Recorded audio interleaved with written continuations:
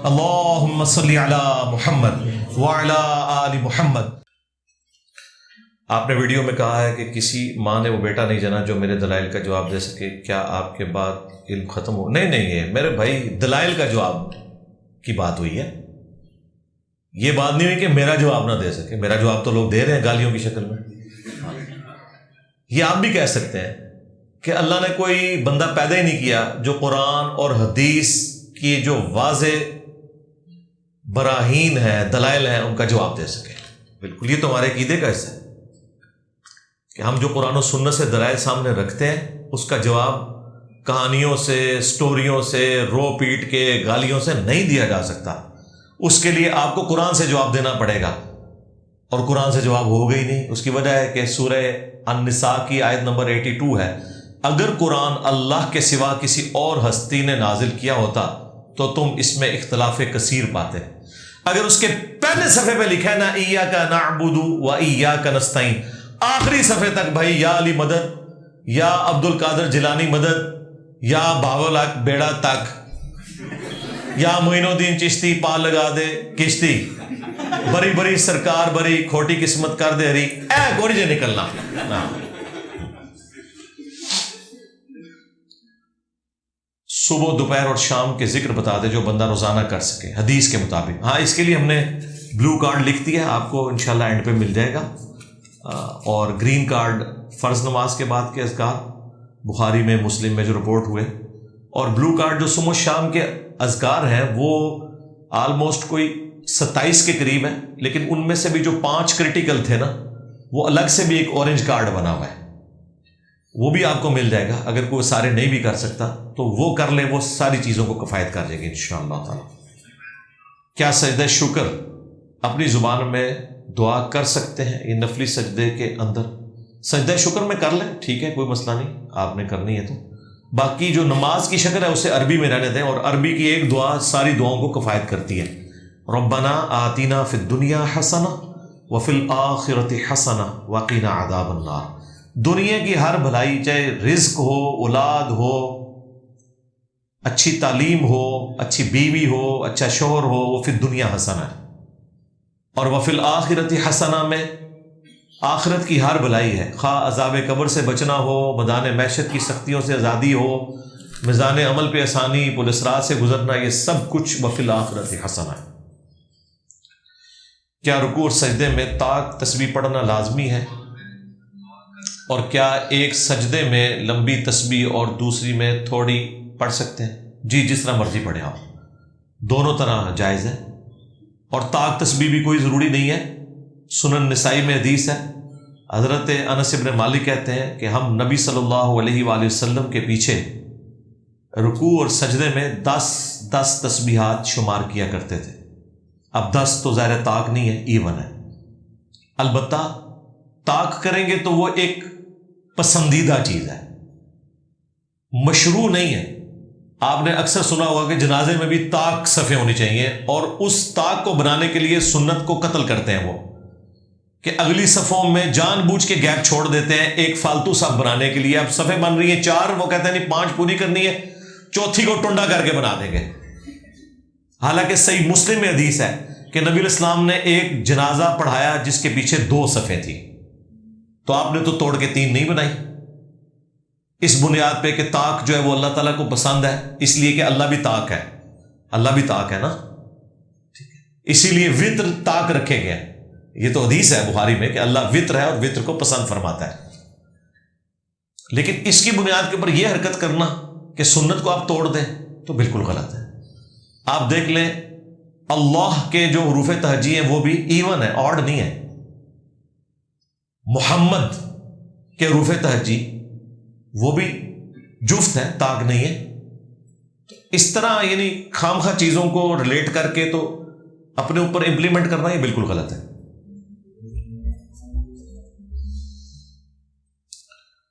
مویشیوں کے ڈیرے پر کام کرنے والوں کے کپڑوں کا کیا حکم ہے اگر مویشیوں کا پیشاب وغیرہ لگاؤ؟ دیکھیں، جو پالتو جانور ہیں جن کا ہم دودھ یا گوشت استعمال کرتے ہیں، تو بھائی اس سے تو ہمارا روزگار جڑا ہوا ہے۔ یہ تو کچھ عرصے سے ٹیکنالوجی میدان عمل میں آئی ہے، ادروائز تو پوری انسانیت اسی کے اوپر چل رہی ہے۔ آج بھی بچے دودھ کے اوپر بڑے ہوتے ہیں. تو جو لوگ ان چیزوں کو اپنے ذریعہ معاش کے طور پہ استعمال کر رہے ہیں، پہلے تو ہر ایک بندے نہیں رکھی ہوتی تھی، لیکن اب چلے جب سے یہ والا سلسلہ شروع ہوا ہے کہ لوگ کرنسی پہ آ گئے ہیں تو کوئی اور محنت کرتے ہیں اور خرید لیتے ہیں دودھ. ورنہ تو گاؤں ایریا میں تو سب نے اپنے گھر کا دودھ رکھا ہوتا تھا. ایون دودھ کو بیچنا یا خریدنا اس کو تو وہ بڑا معیوب سمجھتے تھے، ایک وہ زمانہ تھا. تو اللہ تعالیٰ نے اس میں آسانی دی ہے کہ جو پالتو جانور ہیں جن کا گوشت یا آپ دودھ استعمال کرتے ہیں تو ان کا پیشاب یا گوبر وہ ناپاک نہیں ہے. وہ کپڑوں کو لگا ہو تو آپ کی نماز درست ہے. البتہ ایک وہ اسمیل والا ایشو ہے، اس کو اوائڈ کیا جا سکتا ہے کسی حد تک. ایون آپ کپڑے بھی چینج کر لیں تب بھی ان بندوں کے جسم سے بھی اسمیل وہ آ رہی ہوتی ہے، اس کا تو کوئی علاج نہیں ہے. تو جو لوگ بھیڑ بکریاں چرانے والے لوگ تھے عرب کے، تو کیا وہ اپنے ساتھ 2-2 3-3 جوڑے لے کے نکلتے تھے؟ نہیں.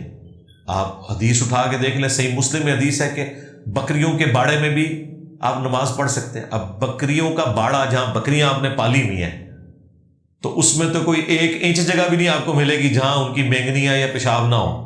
اس پہ نماز بھی درست ہے. ٹھیک ہے. یہ صرف امام حنیفہ رحمۃ اللہ علیہ کا موقف ہے کہ یہ جو جانور ہیں پالتو جانور، ان کا گوبر یا پیشاب نجس ہے. لیکن انہوں نے بھی ایکسٹریم وہ رویہ نہیں اختیار کیا. وہ کہتے ہیں یہ نجاست خفیفہ ہے، ہلکی نجاست ہے. باقی کے لیے تو وہ 1 درہم کی مقدار بتا رہے ہوتے ہیں نا، اس کے لیے 1 درہم نہیں ہے. وہ کہتے ہیں اگر آپ کی قمیض کے اوپر لگا ہے دامن پہ تو دامن کے 4 حصے کریں، 1 حصہ اتنا بنتا ہے. اتنا بھی پیشاب لگ جائے نا تو وہ کہتے ہیں بالکل نماز درست ہے. ٹھیک ہے. ہم تو کہتے ہیں وہ اس سے بھی زیادہ لگ جائے تو وہ پالتو جانور کی اللہ نے، چونکہ ہمارا رزق جوڑا ہوا ہے نا، ایندھن بھی گوبر سے ہوتا ہے. آج تک گوبر استعمال ہو رہا ہے، پہلے تو ہوتا ہی یہ تھا. تو اب جو لوگ وہ تھاپیاں لگایا کرتے تھے تو وہ اپنے کپڑوں کا، ان کے تو ناخنوں میں بھی یہاں پھنس جاتا تھا. تو اس طرح کون احتیاط کر سکتا ہے؟ تو اس میں ہمارا موقف یہی ہے کہ جو اکثر اہل سنت کے ائمہ کا ہے کہ یہ چیزیں ناپاک نہیں ہیں. تھوک ناپاک نہیں ہے، لیکن اس کا یہ مطلب نہیں کہ کوئی تھوک چاٹنا شروع کر دے. اس لیے دیکھیں میں نے بڑے احتیاط کے الفاظ استعمال کیے. میں نے یہ نہیں کہا کہ ان کا پیشاب یا گوبر پاک ہے ورنہ ان کا ایسی پیو. ہاں تو میں تو انہوں پتا استاد ہے نا تھا، میں گالی نہیں پہ کرتا. ٹھیک ہے نا. خیر وہ بھی کہتے تو میں کہتا تھوک بھی پاک ہے. پھر میں کہتا تھوک بھی پاک ہے تھوڑے نزدیک چٹو، بلغم، پسینہ، یہ وہ ہے جو حنفیوں کے نزدیک بھی پاک ہے. تو کیا چاٹتے ہیں یہ؟ تو کہیں گے نہیں جی پاک کا مطلب یہ تو نہیں کہ چاٹا جائے. سرکار وہ تھے بھی کسی پالتو جانور کا پیشاب یا گوبر اس کے ساتھ کوئی ایسا ایشو ہے تو اس کا یہ مطلب نہیں کہ اسے آپ کھانا شروع کرتے. وضو کے بعد شہادت کی انگلی اٹھانے کے بارے میں فرماتے ہیں. وہ روایت تو کمزور ہے. جو روایت صحیح ہے وہ مسلم شریف میں ہے کہ جو شخص وضو کے بعد 1 دفعہ پڑھ لے، اس میں ابو داؤد میں تو آسمان کی طرف دیکھنے کے الفاظ ہیں لیکن وہ روایت کمزور ہے. جو مسلم شریف میں اس میں صرف دعا کا ذکر ہے، اشہد ان لا الہ الا اللہ وحدہ لا شریک لہ واشہد ان محمدا عبدہ ورسولہ. تو اس کے لیے جنت کے 8 دروازے، آسمانوں کے دروازے کھول دیے جاتے ہیں. تو یہ فضیلت ہے وضو کے بعد جو دعا ہے. نماز میں تو ہم وحدہ لا شریک لہ نہیں پڑھ رہے ہوتے، اور اس میں آپ نے یہ والے الفاظ بھی ایڈ کرنے ہیں. نماز کے دوران شہادت کی انگلی 1 بار اٹھانا جائز ہے یا بار بار حرکت دینا؟ اٹھانا تو مسلسل ہی ہے آپ میں، سٹارٹ سے لے کے اینڈ تک. وہ تو مسلم شریف میں اوپر تلے 4 حدیثیں ہیں کہ نبی علیہ السلام جیسے ہی تشہد بیٹھتے ہیں تو اپنی یہ درمیان کی انگلی اور انگوٹھے کا حلقہ بنا کے یوں جو ہے وہ شہادت کی انگلی کو کھڑا کر لیتے ہیں. اس طرح کرنا بھی سنت ہے اور یوں کرنا بھی، اس کی جڑ میں رکھ کے یہ 53 کا عدد بنانا یہ بھی سنت ہے. نماز کا میرا پریکٹیکل دیکھ لیں. البتہ ہلانا کوئی ضروری نہیں ہے، نبی علیہ السلام سے ثابت بھی ہے اور نہیں بھی ثابت. وہ جو ثابت ہے وہ آخری دعاؤں میں آپ نے کبھی اس کو ہلکی سی حرکت دی ہے. البتہ جو چیز ضروری ہے وہ مسلسل اٹھا کے رکھنا ہے. یہ نہیں کہ اشہد اللہ پہ اٹھانا ہے اور الا اللہ پہ گرا دینا، نہیں، مسلسل اٹھا کے رکھنا ہے. نماز کے پریکٹیکل والی میری ویڈیو آپ دیکھ سکتے ہیں. آپ علماء کی کتابوں میں سے ان کی غلطیاں نکالتے ہیں اور آپ کی ریسرچ میں غلطیاں نکالیں، وہ ٹھیک ہے؟ جی نکالیں، بالکل، کیوں نہ نکالیں. جو ہم سے کوئی چیز مس ہینڈل ہوتی ہے تو ضرور بتائیں، انشاءاللہ تعالی ہم رجوع کریں گے. میری تو ویڈیو ریکارڈ ہے انجینئر محمد علی مرزا کے 10 رجوع، اور میں نے اپنی وہ ساری چیزیں ایک جگہ جمع کر دی ہوئی ہیں. باقی کسی کے کہنے پہ آپ نے غلطی نہیں مان لینی، اس کو کاؤنٹر ویریفائی بھی کرنا ہے. یہ بڑی سخت زیادتی ہے کہ آپ میرا موقف کسی کی زبانی سن رہے ہیں. یہ حرکت وہ لوگ کرتے ہیں جو آؤٹ آف کانٹیکسٹ چیزیں کاٹتے ہیں. اور اللہ کے فضل سے یہاں جتنے لوگ بھی اس طرح کی چیزیں لے کے آئے ہیں، جب انہوں نے مجھ سے 1 to 1 بات کی ہے نا، تو پہلے سوال میں فیل ہو جاتے ہیں. میں کہتا ہوں یہ پوری ویڈیو کون سی ذرا مجھے دکھائیں، یہ تو نہیں پتا. اور اعتماد اسمانت ہے. کتنی سخت زیادتی والی بات ہے. قرآن و سنت کو آپ نے فالو کرنا ہے، خواہ میں آپ کو بتاؤں خواہ شیطان آ کے بتا دے. تو بخاری میں لکھا ہے نا، آیت الکرسی کا وظیفہ دیا تھا، جھوٹا ہے لیکن بات سچی کی، تو سچی بات کی آپ نے تصدیق کرنی. پراپرٹی کا کمیشن حلال ہے یا حرام؟ جو ڈکلیئرڈ ہے وہ تو بالکل حلال ہے، اس میں تو کوئی حرج نہیں ہے. اس کے اوپر میری تفصیلی ویڈیوز ریکارڈ ہے. دھوکہ نہیں ہونا چاہیے اس میں. فرض نماز ہونے کے بعد اگر 4-5 لوگ دوبارہ نماز کروانا چاہیں تو اس کے بارے میں بیان کرتے ہیں. جی کروا سکتے ہیں، شرعی طور پہ تو کوئی کباہت نہیں. فرقوں کو تکلیف ہو جاتی ہے، دیوبندیوں کو. بریلوی اور اہل حدیث اور شیعہ کے نزدیک دوسری جماعت درست ہے، اور دیوبند کے نزدیک بھی درست ہے. آپ ان سے پوچھیں کہ آپ کی فقہ میں تو الاؤڈ ہے، وہ کہتے ہیں علماء نے منع کیا ہے، اس سے اختلاف پیدا ہوتا ہے. کیونکہ لوگ شرارتاً دوسری جماعت کروائیں گے. یعنی ان کا موقف یہ ہے کہ ناک پہ مکھی بیٹھے ہیں تو آپ نے ناک ہی کاٹ دینا ہے. شریعت کو کون سے علماء بدل سکتے ہیں؟ وہ جن کو ہمارے اعلیٰ حضرت نے واجب القتل قرار دیا ہوا ہے، وہ علماء ان کی اوقات کی شریعت کو بدل دیں. جن کو ہمارے اعلیٰ حضرت نے کہا یہ واجب القتل ہے. وہ دیوبند سے میرے خلاف فتویٰ نکلا کہ انجینئر صاحب اہل سنت سے خارج ہے، اور میں کہتا ہوں ہنو تے اللہ دے بندے ہو، 100 سال پہلے اعلیٰ حضرت اہل سنت کے اسلام تو خارج کر گئے نے، تجھے اپنی فکر کرو. ظاہر ہے بات تو اعلیٰ حضرت کی چلے گی نا، جن کے فالوور زیادہ ہیں. ان کے نزدیک تو جی سواد اعظم تو وہ ہے نا. پھر تو بھائی دوسری جماعت درست ہے. جامعہ ترمذی میں حدیث ہے، صحیح ابن حبان میں، ابن خزیمہ میں، کہ ایک صحابی لیٹ آئے تو نبی علیہ السلام نے فرمایا کون ہے جو اپنے بھائی کے لیے قربانی کرے؟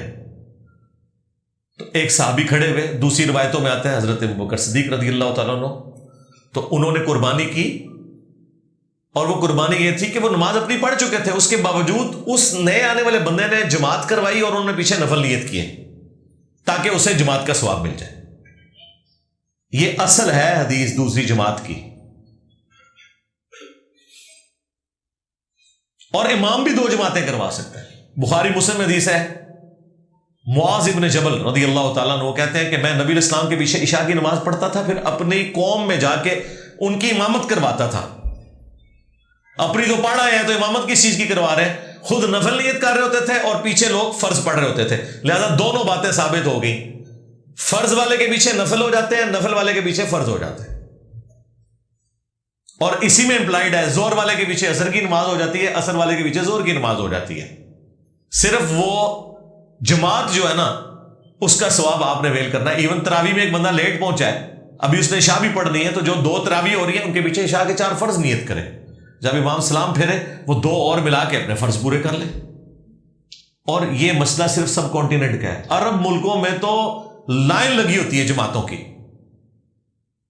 جیسے ہی سلام پھیر کے امام فارغ ہوتا ہے نا، تو جو لوگ لیٹ شامل ہوئے ہوتے ہیں نا، جب وہ اپنی رکعتیں پوری کر رہے ہوتے ہیں نا، ان کے بھی کندھے پہ لوگ ہاتھ لگا کے نا ساتھ کھڑے ہو گئے، تو پھر وہ جماعت شروع کر دیتے ہیں. اگر وہ مغرب عشاء اور فجر کی ہے تو جیسے ہی کندھے پہ ہاتھ رکھ کے کوئی شامل ہوتا ہے نا، وہ وہیں سے قرات اونچی کرنی شروع کر دیتے ہیں کہ اب جماعت بن گئی. اور جماعت در جماعت ہوتی ہے. اب اگر اس کی ایک رکعت رہتی تھی، وہ دوسرا سلام پھیر کے سائڈ پہ ہوا، وہ کھڑا ہوا، اور ایک تیسرا آئے گا، وہ اس کے کندھے پہ ہاتھ رکھ کے یوں چین بنتی چلی جائے گی. وہاں پہ کلچرل ہے، کیونکہ وہاں فقہ حنفی نے پنجے نہیں گاڑے، کیونکہ ادھر کے لوگوں کو عربی آتی تھی. فقہ حنفی ساری اجمی. ہمارے استاد ڈاکٹر اسرار صاحب نے ہمیں پرسنل میٹنگ میں کہا کہ انجینئر صاحب اس فقہ کی کیا بات کریں، یہ تو اجمیوں کی فقہ ہے. جب میں نے نماز کے طریقے پہ ان سے بات کی، ان کا نماز کا طریقہ بھائی رفع الیدین سے. میں نے کہا آپ نہیں کرتے؟ کہتے نہیں میں کرتا بھی ہوں، کبھی کبھار حنفیوں کی وجہ سے چھوڑ دیتا ہوں ان کو قریب کرنے کے لیے. قریب پھر بھی کوئی نہیں ہوئے. آج بھی ڈاکٹر اسرار و مدودین سب تو بڑی لانتا کوئی بھیجتا ہے نا، تو دیوبندی تے بریلوی بھیج دے رہے، اہل حدیث تو بھیجتے ہی ہیں، تو فائدہ تو کوئی نہیں ہوا.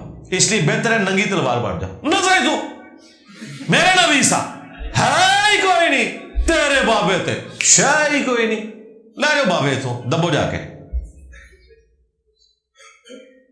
آئی ڈی کارڈ پر غلط تاریخ پیدائش لکھوانے اور اس کی وجہ سے جو جاب کی عمر میں اضافہ ہو جاتا ہے، کیا وہ جائز ہے؟ جیسا کہ گورنمنٹ جاب کے لیے عمر کی حد مقرر ہوتی ہے. بھئی اب شروع میں جو اب شناختی کارڈ بن چکا ہوا ہے سٹارٹ میں، اگر آپ نے فی نفسی اس کے لیے 2 نمبری کی ہے پھر تو بالکل غلط ہے. اور اگر آپ کا وہ سلسلہ اسی طریقے سے چل رہا ہے اور آپ کی کوئی نیت نہیں تھی کہ یہ آپ نے حرکت کرنی ہے، پھر اس میں کوئی گنجائش نکل سکتی ہے. لیکن اگر آپ نے جان بوجھ کے شناختی کارڈ کو اس طرح ٹیمپر کیا ہے کہ آپ جاب حاصل کریں، پھر تو ظاہر غلط ایک کام ہے نا، سیدھی سی بات ہے، یہ تو غلط کام ہے. البتہ اگر آپ جاب پہ آ چکے ہیں اور آپ کی ڈگری ٹھیک ہے اور اس پوسٹ کے لیے آپ کوالیفائڈ بھی کرتے ہیں تو ٹھیک ہے، پھر اسے آپ کنٹینیو کریں. جناب آمزہ اور اشرف تھانوی نے قرآن پاک کا ترجمہ لکھا اور تفسیر بھی کی، لیکن اس کے باوجود ان دونوں کا عقیدہ ایک دوسرے سے کیوں مختلف ہے؟ حالانکہ ایک ہی مدرسے سے پڑھا ہے دونوں نے. انہیں مدرسے سے کوئی نہیں پڑھا، انہوں نے آمزہ بریلوی صاحب کا اسکول آف تھاٹ الگ سے تھا. ہاں دونوں حنفی تھے. تو عقیدہ مختلف اس لیے ہے کہ نہ انہوں نے قرآن پہ عمل کیا نہ انہوں نے قرآن پہ عمل کیا. اگر قرآن پہ عمل کیا ہوتا تو عقیدہ مختلف نہ ہوتا. تو اس میں قرآن کا قصور نہیں ہے، ان کے عمل کرنے میں خرابی ہے. آپ دیکھیں قرآن کا ترجمہ اتنا پیارا کیا ہوتا ہے اور تفسیر بالکل الٹ کی ہوتی ہے اس کی. یہ کتنا بڑا ظلم ہے، یعنی اس کو ماننے کے لیے تیار نہیں ہوتے. انہوں نے سب سے بڑا تماشا جو ہے وہ اماموں کی تقلید کے نام کے اوپر کھڑا کیا ہوا ہے. انہیں کہ پورے قرآن میں کوئی ایک آیت بتائیں جس میں کسی امام کا نام موجود ہو. قرآن تو ایک ہی امام کو جانتا ہے، وہ وقت کا پیغمبر ہے، باقی سب کو وہ کہتا ہے کہ ان کے انڈر آتے ہیں. اور انہوں نے اماموں کی تقلید واجب کر دی. ایک آیت انہیں ملی، وہ بھی آدھی پڑھتے ہیں. سورہ النساء آیت نمبر 59، یا ایھا الذین آمنوا اطیعوا اللہ و اطیعوا الرسول و اولی الامر منکم. کہتے ہیں دیکھیں 3 اطاعتیں ثابت ہوگی، اللہ، رسول اور اولو الامر. اور وہ کہتے ہیں اولو الامر جو ہے وہ ہمارے امام ہیں، حالانکہ یہ اسپیسیفکلی حاکم وقت کے لیے ہے. امر جس کا حکم چلتا ہو، جدی کار زنانی بھی نہ گل بندی ہے، اولو الامر کتوں ہے مولوی. اگلا ثانی آیت کا پڑھتے فَإِن تَنَازَعْتُمْ فِي شَيْءٍ فَرُدُّوهُ إِلَى اللَّهِ وَالرَّسُولِ. اگر تمہارا اس حکمران اولو الامر سے بھی اختلاف ہو جائے یا مولانا صاحب سے، تو فیصلہ اللہ رسول سے کرانا ہے. ادھر تو آنا چاہیے تھا فیصلہ اللہ رسول اور امام وقت سے کروانا ہے. ٹھیک ہے. شیعہ کا بھی جو عقیدہ امامت ہے فارغ ہو جاتا ہے اس ایک آیت سے. سنیوں کا جو عقیدہ تقلید ہے وہ بھی فارغ ہو جاتا ہے. اسی لیے اس آیت کے اوپر میں قرآن کی تفسیر میں بھی تفصیل سے بولا، اور وہ الگ سے کلپ بھی اپلوڈ ہے. تقلید کے نام کے اوپر ڈرامہ بازی. یہ آپ میرا کلپ دیکھیں، کانوں سے دھواں نکالنے والا ہے. ایک ایک آیت، ایک ایک حدیث میں نے اس میں ڈسپلے کروائی ہے. اور دوسری میری ویڈیو ہے اماموں کی گستاخی کا الزام، مسئلہ 197 ہے.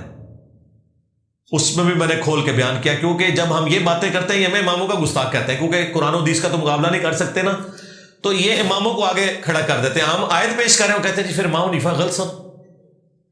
ہم یہ اسی طریقے سے کہ ہم عیسائیوں کو بتائیں کہ عیسیٰ ابن مریم اور ان کی ماں روٹی کھانے کے محتاج تھے، وہ تمہارے مشکل کشا نہیں. قرآن کی آیت ہے سورہ المائدہ آیت نمبر 75 اور 76. اور آگے سے کرسچنز ہمیں یہ کہنا شروع کر دیں کہ پھر حضرت عیسیٰ غلط سن. بھائی حضرت عیسیٰ نہیں غلط تھے، ان کی طرف عقیدہ منسوب غلط ہے. قرآن تو بتا رہا ہے ان کا سٹیٹس کیا ہے. یہاں بھی امام غلط نہیں، اماموں کو جو خدا بنا لیا تم نے، منی گاڈ بنایا، منی پیغمبر بنا لیا، یہ غلط ہے.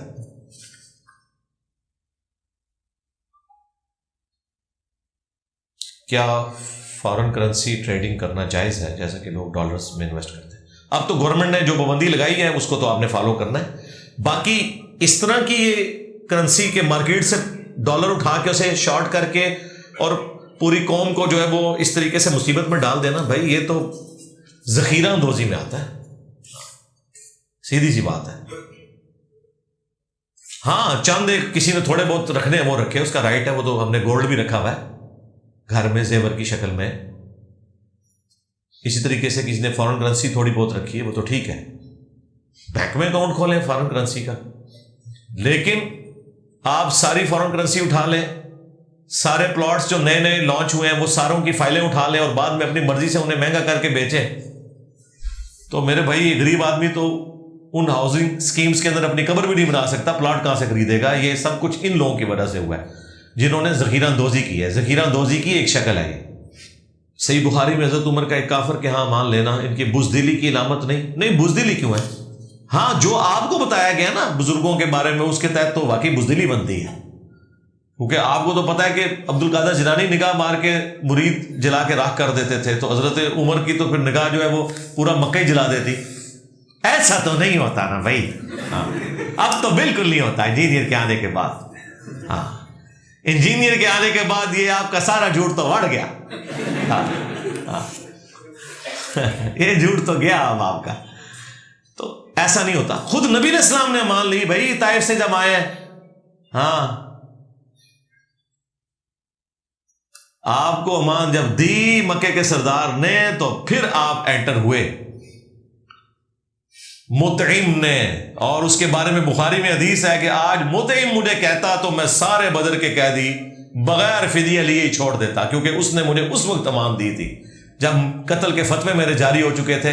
آپ کو مکے میں شہید کرنے کا پلان ہو چکا تھا، تو وہ قبائلی سسٹم تھا، آپ مکے میں انٹر نہیں ہو رہے تھے. زید ابن حارثہ کے ذریعے جو طائف میں آپ کے ساتھ تھے آپ نے پیغام بھجوایا، تو مکے کا سردار کافر ہونے کے باوجود اس نے بیسک ہیومن رائٹس کا خیال رکھتے ہوئے نبی علیہ السلام کو پناہ دی، پھر آپ مکے میں انٹر ہوئے.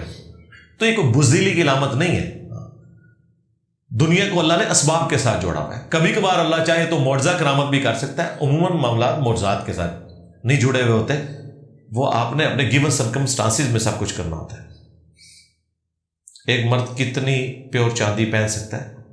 4.5 ماشے کے اوپر اتفاق ہے، اس سے زیادہ نہ ہو، وہ بھی انگوٹھی کی شکل میں.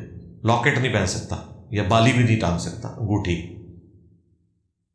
عام آدمی کو دین کی کیسے سمجھ لگے جبکہ معاشرے مختلف فرقے ہیں؟ وہ سمجھ لگی ہے تو پرانی گل ہے.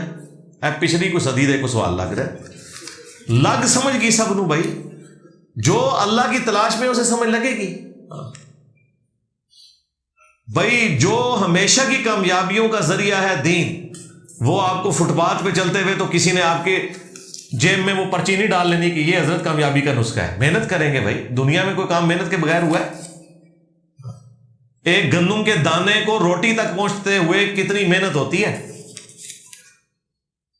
تو تھوڑی سی محنت کریں. دنیا میں ہمارے چھوڑے جانے کے بعد تو آپ کو کہہ نہیں سکتا کہ سمجھ نہیں بھی لگتی، سب کو سمجھ لگ گئی ہے.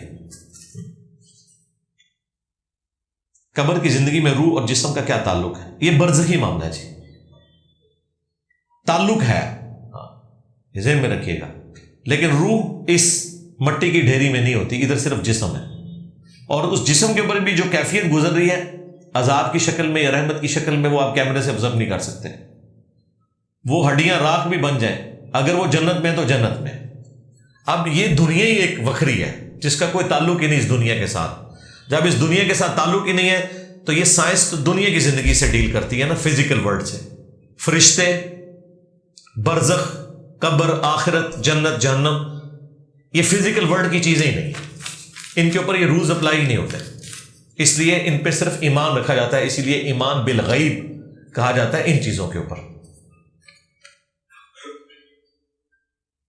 دعا میں کتنا اثر ہوتا ہے؟ کیا دعا تقدیر بدل سکتی ہے؟ جی بدل سکتی ہے. یہ روایت تو کمزور ہے لیکن یہ بات اوریجنلی درست ہے، ایک ایکسیپشن کے ساتھ، کہ جو تکلیفیں آپ کے مقدر میں اللہ نے طے کر دی ہیں نا کہ ان کے ذریعے میں نے آزمانا ہے، وہ دنیا کی کوئی دعا اس تکلیف کو نہیں بدل سکتی. وہ آزمائش ہے، یہ ذہن میں رکھیے گا. بخاری میں 2812 جو حدیث ہے اور 447 وَيْحَ عَمَّارٍ تَقْتُلُهُ الْفِئَةُ الْبَاغِيَةُ يَدْعُوهُمْ إِلَى اللَّهِ وَيَدْعُونَهُ إِلَى النَّارِ، افسوس اے عمار، تجھے ایک باغی جماعت قتل کرے گی، تو انہیں اللہ اور جنت کی طرف بلائے گا، وہ جماعت جہنم کی طرف بلائے گی۔ اس کے اینڈ پہ حضرت عمار کہتے ہیں اے اللہ میں اس فتنے سے تیری پناہ میں آتا ہوں، لیکن فتنے میں مبتلا تو ہو گئے، فتنے سے مراد آزمائش۔ اسی طریقے سے بخاری مسلم میں حدیث ہے، نبی علیہ السلام ایک کنویں کی منڈیر پہ بیٹھے ہوئے تھے اپنی ٹانگیں لٹکا کے، کسی صحابی کے باغ میں، دروازے پہ دستک ہوئی، نبی علیہ السلام نے کہا جو کوئی بھی ہے اسے جنت کی بشارت دے دو۔ دروازہ کھولا حضرت ابوبکر، آپ نے اپنے دائیں طرف انہیں بٹھا لیا، تھوڑی دیر بعد پھر دستک ہوئی، کہا اب بھی جو آیا نا اسے بھی جنت کی بشارت دے دو۔ سیدنا عمر اپنے بائیں طرف بٹھا دیا، تیسری بار دستک ہوئی تو آپ نے فرمایا اب جو آ رہا ہے نا اسے جنت کی بشارت دو، ان تکلیفوں اور مصیبتوں کے ساتھ جو اسے پہنچ کر رہے گی۔ دروازہ کھولا حضرت عثمان، اندر آئے، نہ دائیں جگہ نہ بائیں، تو حضور کے سامنے آ کے، وہ کنویں کی منڈیر پہ وہ گول ہوتا ہے نا، سامنے آ کے بیٹھ کے، یہ حدیث بخاری میں بھی ہے، مسلم میں بھی ہے، یہ میں نے کربلا والے ریسرچ پیپر میں بھی حضرت عثمان کی جو شہادت کے اس باب ہے اس میں ڈالی ہوئی ہے۔ تو جب نبی علیہ السلام کا یہ پیغام وہ دروازے کی چوکھٹ کے اوپر دیا نا حضرت عثمان کو انہوں نے، کہ حضرت آپ کے لیے بھی جنت ہے لیکن اس کے ساتھ، تو انہوں نے پتا کیا کہا، میں اللہ تعالیٰ کی پناہ میں آتا ہوں ان فتنوں سے، لیکن وہ فتنے آئے، وہ پناہ سے مراد یہ ہے کہ مجھے اللہ ثابت قدم رکھنا، اور رکھا اللہ تعالیٰ نے۔ حضرت عمار بن یاسر کو بھی ثابت قدم رکھا، حضرت عثمان غنی کو بھی رکھا رضی اللہ عنہما وعلیہم السلام۔ تو اس طرح کی تکلیفیں تو بھائی دنیا کی کوئی دعا نہیں ٹال سکتی، پیغمبر کی دعا بھی یہ تکلیف نہیں ٹال سکتی۔ حضرت حسین کو جو تکلیف پہنچی ہے وہ پہنچنی تھی، البتہ جو تکلیفیں ٹل سکتی ہیں ان کے لیے دعا اللہ نے رکھی ہے، لیکن اس میں دعا پھر شرط ہے، اور وہ بھی تقدیر میں لکھا ہوا ہے کہ اگر یہ دعا کرے گا تو یہ مصیبت ٹال دوں گا، نہیں کرے گا تو نہیں ٹالوں گا۔ لہذا دعا سے مصیبت کا ٹلنا بھی کوئی تقدیر کو نہیں بدلتا، تقدیر میں لکھا ہوا ہے کہ یہ کرے گا تو یہ کر دوں گا۔ اس کا ثبوت وہ بخاری مسلم کی حدیث ہے، جو شخص یہ چاہے کہ اس کا رزق کشادہ کر دیا جائے اور عمر دراز کر دی جائے، وہ اپنے رشتہ داروں کے ساتھ صلہ رحمی کرے، یعنی اپنے رشتہ داروں کے اوپر مال پانی خرچ کرے، اس کی برکت سے اللہ تعالیٰ اس کی عمر بھی دراز کر دے گا، رزق میں بھی کشادگی کر دے گا۔ اور رزق میں آپ یہ نہ سمجھیے گا صرف مال و دولت آتا ہے، اچھی اولاد، اچھی بیوی، اچھا مکان، اچھی صحت، یہ سب کچھ رزق ہے، اللہ کی نعمت، واللہ خیر الرازقین۔ تو یہ جڑا ہوا ہے اس کے ساتھ، تو یہ اصل ہے۔ پھر جامعہ ترمذی میں حدیث ہے، جو شخص یہ چاہتا ہے، یہ حدیث مشکات میں بھی ہے، کہ اللہ تعالی مصیبت اور پریشانی میں اس کی دعا قبول کرے، اسے چاہیے جب وہ آسودہ حال ہو، خوش زندگی گزار رہا ہو، اس وقت بھی اللہ کو دعا میں پکارا کرے، تو اللہ مصیبت میں بھی اسے یاد رکھے گا اور اس کی دعا سنے گا۔ اور ایک اور حدیث ہے جامعہ ترمذی میں، مسند احمد میں، مشکات میں بھی موجود ہے، کہ مسلمان کی دعا رد ہی نہیں جاتی، یا جو کچھ مانگا وہ مل جائے گا، یا اس کے بدلے اللہ تعالیٰ کوئی بہتر نعم البدل دے دے گا، یا کوئی مصیبت ٹال دے گا، یا پھر آخرت کے دن کے لیے وہ دعا سٹور کر دی جائے گی، نیکیوں کی شکل میں آپ کو ملے گی۔ صحابہ نے جب یہ سنا تو انہوں نے کہا یا رسول اللہ پھر ہم تو بہت زیادہ دعائیں مانگا کریں گے، اگر دعا رد ہی نہیں جاتی، یہ تو نیکیاں مان کے سٹور ہوتی ہے، جس طرح درود شریف اذکار کا ثواب ہے، دعا کرنے کا بھی ثواب ہے، اور یہ ضائع نہیں ہونا، تو ہم تو بڑی دعائیں مانگا کریں گے۔ تو نبی علیہ السلام نے فرمایا اللہ بھی بہت دعاؤں کو قبول فرمانے والا ہے، تم بہت مانگو گے اللہ بہت کو بھی قبول کرے گا۔ ادعونی استجب لکم، اے میرے بندو مجھ سے مانگو میں دعاؤں کو قبول کروں گا۔ تو یہ دعا تو ایک بہترین ٹاپک ہے، اس کے اوپر آپ میری ویڈیوز دیکھ سکتے ہیں تفصیل کے ساتھ، دعا کے اوپر، سنت اذکار کے اوپر۔ اللہ نے اپنی ذات کو پوشیدہ کیوں رکھا ہے؟ آزمائش کے لیے۔ ان الذین یخشون ربہم بالغیب لہم مغفرۃ واجر کبیر، بے شک جو لوگ بغیر دیکھے مجھ سے ڈرتے ہیں ان کے لیے مغفرت اور بڑا اجر ہے۔ یہ آزمائش اسی لیے ویسے آپ کو اللہ تعالیٰ پوشیدہ لگتا ہے، مجھے تو نہیں لگتا.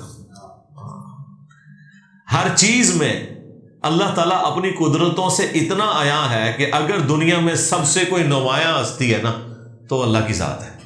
بس یہ ایک اس نے پردہ ڈال دیا اور آپ کو فزیکل فینومینا آف نیچر کا ایسا عادی کر دیا ہے کہ آپ سمجھتے ہیں کہ ایسا ہی ہوتا ہے کہ بیج بویا جائے تو 6 ارب گنا بڑا درخت بن جاتا ہے. ایسا ہی ہوتا ہے کہ انڈے میں سے چوزا نکلتا ہی ہے. اگر آپ کسی ایسی دنیا کے باشندے ہوں جہاں لوگوں کو یہ نہ پتا ہو کہ بیج میں سے درخت نکلتا ہے اور انڈے میں سے چوزا، اور آپ انہیں بتائیں کہ یہ ہو جائے گا، وہ بھی نہیں مانیں گے. تو یہ بات یاد رکھیے گا، کائنات میں ہر چیز معجزہ ہے، عقل کو عاجز کر دینے والی میریکل ہے، لیکن ہم ان معجزوں کے عادی ہو چکے ہیں. سائنس نے جو کچھ ہمیں کر کے دکھا دیا ہے وہ اتنا بڑا معجزہ ہے کہ 8 سے 100 سال پہلے کا انسان ماننے کے لیے تیار ہی نہ ہو کہ یہاں بیٹھ کے آپ ویڈیو کانفرنسنگ میں حرم شریف ڈائریکٹ دیکھ سکتے ہیں. جن لوگوں نے 4 مہینے پیدل سفر کر کے خاری کاٹی، راستے میں ڈاکوؤں کا ڈر، جانوروں کا ڈر، بھوک پیاس بیماری، انہیں بتایا جائے بھی 4 مہینے نہیں 4 سیکنڈ میں بھی کال ملاتا ہوں، یہ دیکھ روزہ شریف، یہ دیکھ حرم شریف. وہ مانے گا ہی نہیں، لیکن سائنس نے تو کر کے دکھا دیا. تو آپ سائنس کے جو میریکلز ہیں انہیں کو دیکھ کے اندازہ لگائیں کہ یہ 8 سے 100 سال پہلے کے لوگ نہیں مانیں گے. تو اللہ تعالیٰ کی قدرت کے تو کرشمے وہ ہیں کہ جو کوئی ریپروڈیوس بھی نہیں کر سک رہا، اسی میں کوئی ویلیو ایڈیشن کر لیتا ہے، اسی کو یوز کرتا ہے، ریپروڈیوس کوئی نہیں کر سکتا. بیالوجی کا ایک ہی لا ہے جو فائنل ہوا ہے.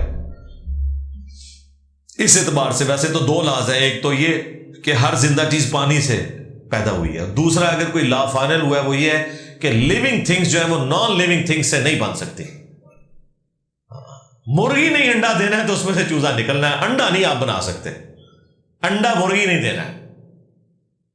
بیج آپ نے فروٹ سے ہی نکالنا ہے، بیج نہیں آپ بنا سکتے. ہاں اس بیج سے آپ جو مرضی کریں، اسے آپ کنٹرول انوائرمنٹ میں اگا لیں، مٹی کے اندر اگائیں، پانی میں اگائیں، لیکن وہ بیج جو ہے نا، وہ بیج آلریڈی جو لیونگ آرگن ہے نا پلانٹ کنگڈم میں سے ادھر سے ہی آپ نے حاصل کرنا ہے، یا اینیمل کنگڈم کی کوئی چیز ہے تو وہاں سے حاصل کرنی ہے.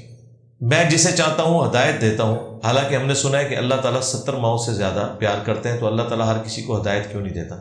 یہ 2 مختلف باتیں ہیں. اللہ تعالیٰ نے یہ نہیں کہا کہ میں ہر بندے کو ہدایت دیتا ہوں، یہ تو نہیں بات ہوئی. اللہ نے کہا والذین جاہدوا فینا لنہدینہم سبلنا، جو لوگ ہماری کوشش میں کریں گے ان کے لیے ہم اپنی ہدایت کی راہیں کھولیں گے. اور کوشش نہیں کریں گے تو رسول اللہ کے زمانے میں آپ کے رشتہ دار ہو کے بھی، چچا ہو کے بھی، ابو لہب جو ہے وہ کفر کی موت مر جائے گا اور پوری صورت اس کے خلاف نازل ہو جائے گی، اور پوری زندگی دشمنی کرنے والا فتح مکہ پہ کلمہ پڑھ کے مسلمان ہو کے ابو سفیان رضی اللہ تعالیٰ عنہ ہو جائے گا. کوشش کرنے سے ہوگا بھائی. تو اللہ تعالیٰ تو قرآن میں بار بار کہتا ہے اللہ چاہتا تو زبردستی سب کو ہدایت دے سکتا تھا، لیکن اس کے ہاں یہ بات طے پا چکی ہے کہ میں ضرور بھر دوں گا جہنم کو سرکش جنوں اور انسانوں سے. یہ اللہ کے پلان کا حصہ ہے، یہ ول آف گاڈ ہے کہ اس نے جہنم کو بھرنا ہے، لیکن وہ اپنی مرضی سے نہیں کر رہا، وہ ان جہنم میں جانے والے لوگوں کی کرتوت کی وجہ سے. یہ مسئلہ تقدیر ہے، اس کے اوپر میری کئی ایک ویڈیوز ریکارڈ ہیں، وہ آپ دیکھ سکتے ہیں. جس نے سورہ فاتحہ نماز میں نہ پڑھی اس کی نماز نہیں، چاہے وہ اکیلی ہو یا امام کے ساتھ. نہیں، یہ بخاری میں یہ نہیں لکھا ہوا بھائی. یہ جو الفاظ آپ بتا رہے ہیں یہ امام بخاری نے چیپٹر کی ہیڈنگ میں اپنا اس میں سے رزلٹ نکالا ہوا ہے. حدیث میں صرف یہی الفاظ ہیں، لا صلاۃ لمن لم یقرأ بفاتحۃ الکتاب، اس کی نماز نہیں جو سورہ فاتحہ کی قرات نہیں کرتا. یہ جو آپ نے آگے لکھا اکیلا ہو، اس کے ساتھ اور بھی لکھا ہے امام بخاری نے، مسافر ہو، مقیم ہو، یہ بھی ساتھ لکھا ہوا ہے. تو اس میں ہم نے بتایا کہ امام بخاری کا تفرد ہے، امام بخاری کے علاوہ کسی کا یہ موقف نہیں ہے کہ امام جب بلند آواز سے بھی قرات کر رہا ہے تو پیچھے مقتدی کے لیے ضروری ہے کہ وہ فاتحہ پڑھے. اکثریت کا یہی موقف ہے کہ سن لینا کافی ہے. جو لوگ پڑھنے کو کہتے ہیں وہ بھی کہتے ہیں کہ پڑھنا افضل ہے، نہ کوئی پڑھے تب بھی نماز درست ہے، لیکن وہ کہتے ہیں آپ نے گیپس میں پڑھنا، اور یہ تو امام بخاری خود بھی مانتے ہیں. اس کے لیے آپ میری ویڈیو دیکھ لیں، امام کے پیچھے فاتحہ اور نیو لکھیں ساتھ، ویڈیو کھل جائے گی. ایک صحابی کو قرآن کی تلاوت کے دوران اپنے گھوڑے کے پاس فرشتے نظر آئے اور دوسرے کو فرشتے سلام کرتے، تو کیا عبادت کے ذریعے یہ مقام حاصل ہو سکتا ہے؟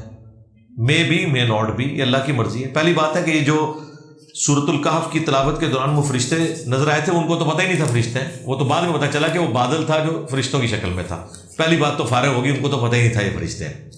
آپ کیا سمجھتے ہو تاکہ انہوں نے جفی پائی ہونی ہے؟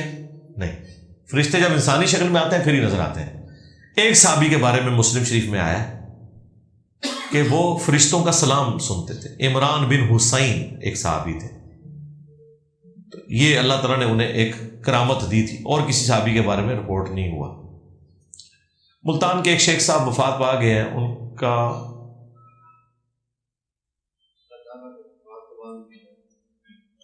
ان کا دعویٰ ہے کہ بعد بھی مریدوں کو دیکھ سکتے ہیں. اپنی زندگی میں بھی یہ بزرگ دیوار کے پیچھے نہیں دیکھ سکتے.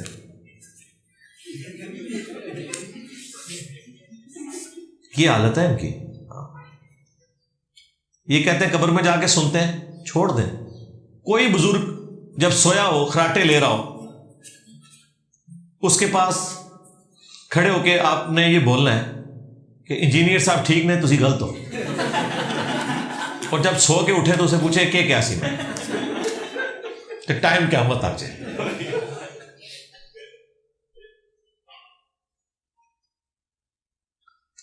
بابوں کو بیداری کی حالت میں رسول اللہ کا دیدار ہوتا ہے. لوگ بخاری کی حدیث پیش کرتے ہیں، جس نے مجھے خواب میں دیکھا بیداری میں بھی دیکھ لے گا. وضاحت کرتے ہیں. اس کی میں نے وضاحت بہت پہلے کی ہوئی ہے، رپلائی ٹو مولانا الیاس قادری اور خواب میں دیدار مصطفیٰ صلی اللہ علیہ وسلم. پہلی تو بات یہ ہے کہ یہ جو ہے نا، نبی الاسلام نے فرمایا جس نے مجھے خواب میں دیکھا اس نے مجھے دیکھا. اس کے ساتھ بخاری مسلم میں ابن سیرین تابعی کا قول لکھا ہے جب حضور کو وہ اپنی شکل میں دیکھے. پھر ادروائز کوئی بھی شکل نظر آئے تو وہ نبی الاسلام نہیں ہوں گے، ورنہ تو بریلوی دیکھیں تو دیوبندی نہیں مانتے، دیوبندی دیکھیں تو بریلوی نہیں مانتے. یہ پچھلے دنوں جو طارق جمیل صاحب کے حوالے سے ویڈیو میں نے تفصیل سے بیان کیا ہے. یہ جو ہے نا ان قریب مجھے بیداری میں دیکھے گا، اس سے مراد قطعاً یہ نہیں کہ وہ دنیا میں کوئی دیکھے گا.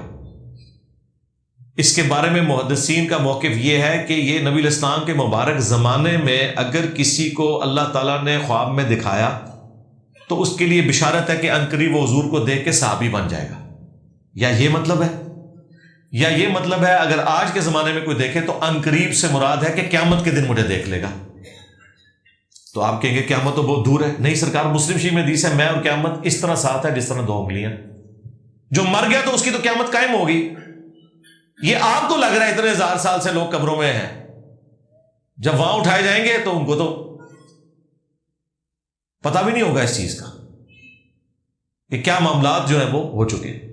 جو جنت میں ہے وہ جنت میں خوش ہوں گے، ان کو تو ٹائم گزرنے کا پتہ نہیں لگا. جو جہنم میں ہے وہ کہیں گے جب اس سے بڑا عذاب دیکھیں گے تو ان کو وہ والا عذاب کم نظر آ رہا ہوگا. تو وہ قیامت میں دیکھے گا، دنیا میں نہیں دیکھ سکتا. ورنہ سیدہ فاطمہ سلام اللہ علیہا نے کبھی یہ دعویٰ کیا ہے کہ میں نے رسول اللہ کو دیکھا ہے؟